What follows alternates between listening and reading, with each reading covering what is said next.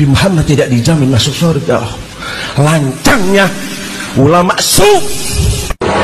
Tidak benar, saya ulangi, tidak benar bahwa Nabi Muhammad sudah dapat jaminan surga. Ataupun ulama yang mengaku ahli sunnah, dia mendiskreditkan Nabi Muhammad sampai lancang mengatakan bahwa Nabi Muhammad tidak dijamin masuk surga. Demi Allah, nyawa saya siap menghadapinya. Biadab, gak ada sopan sama Nabi. Nabi Muhammad tidak dijamin masuk surga. Lancangnya ulama su.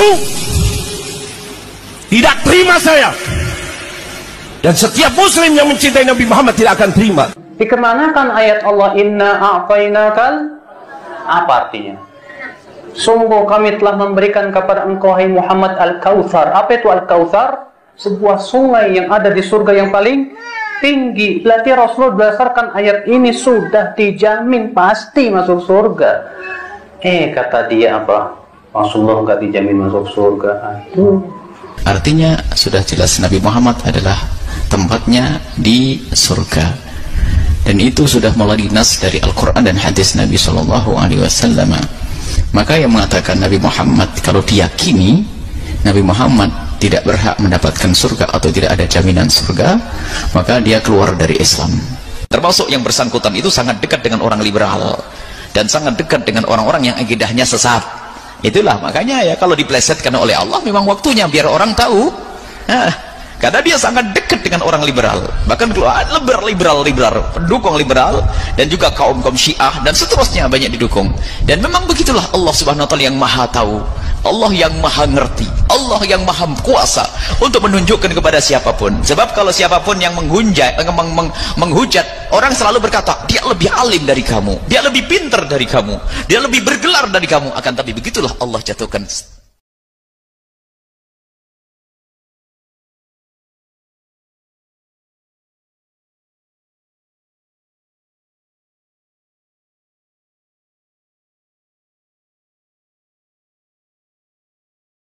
Orang yang terbaik, orang yang baik ialah orang yang pandai mengatur waktu. Itu tadi cara baginda mengatur waktu dalam kehidupannya. Selanjutnya, bagaimana cara beliau mengisi waktu? Apa pengaruhnya dalam pribadi dan perjuangan beliau, dan apa hubungannya dengan kita? Mari kita lihat lebih jauh. Sepertiga dari waktunya adalah untuk Allah, artinya untuk beribadah kepada Allah. Bagaimana ibadahnya? Saudara-saudara, satu-satunya manusia yang dalam Al-Quran sudah mendapat jaminan ampun dari seluruh dosa yang pernah dikerjakan cuma Rasulullah orangnya. Quran yang menjanjikan liyaghfira lakallahu ma taqaddama min dzambika wa ma ta'akhkhar. Wahai Muhammad, dosamu yang dahulu, dosamu yang sekarang, dosamu yang akan datang kalau memang ada, seluruhnya sudah mendapat jaminan ampun dari Allah Subhanahu wa taala. Orang yang nyata-nyata sudah mendapat jaminan ampun dari segala dosa ini, ibadahnya luar biasa.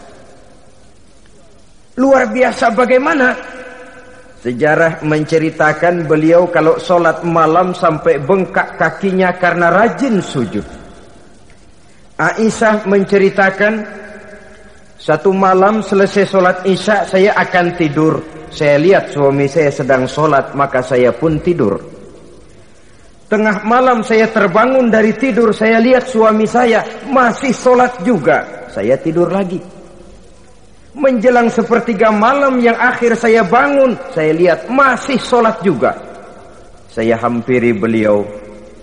Saya tanya setelah sholatnya usai, "Bang," kata Aisyah, "ada apa yang?" Kata baginda Rasul. Sebab beliau itu, jangan senyum kalau saya katakan yang di sini. Sebab beliau itu pandai sekali menyenangi hati istrinya. Panggilan kelihatannya sepele, tapi bisa menghidupkan keharmonisan dalam rumah tangga.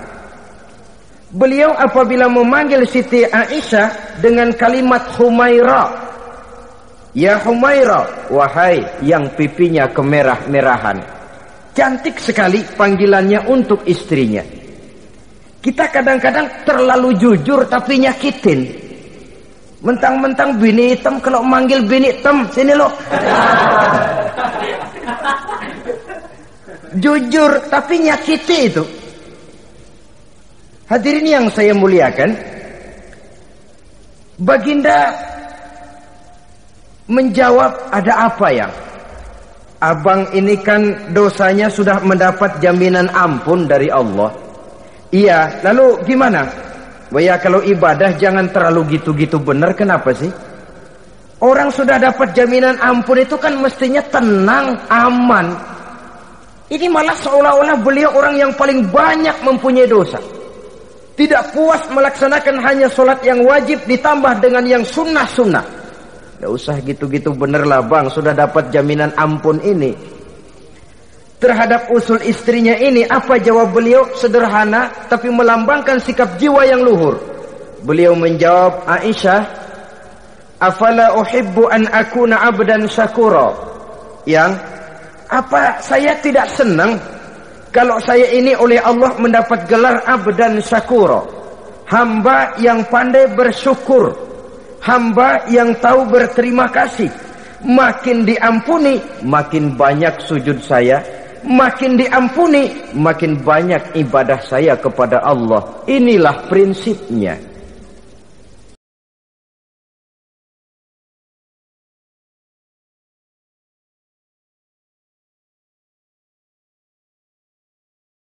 Saudara, nikmatnya menjadi umat Nabi besar Muhammad sallallahu alaihi wasallam.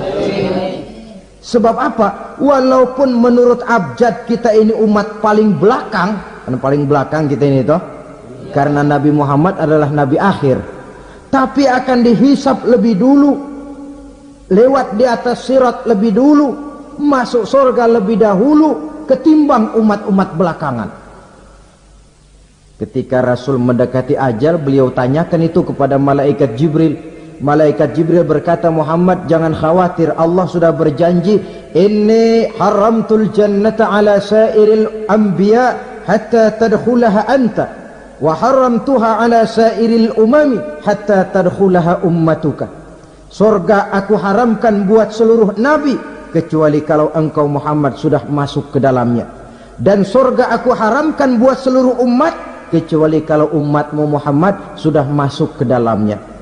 Logikanya, walaupun menurut abjad kita umat paling belakang, bakal dihisap paling dulu, lewat di atas sirat paling dulu, masuk surga paling dulu, kalau mampir ke neraka juga paling dulu. Ya resiko. Jangan mau enaknya aja paling dulu.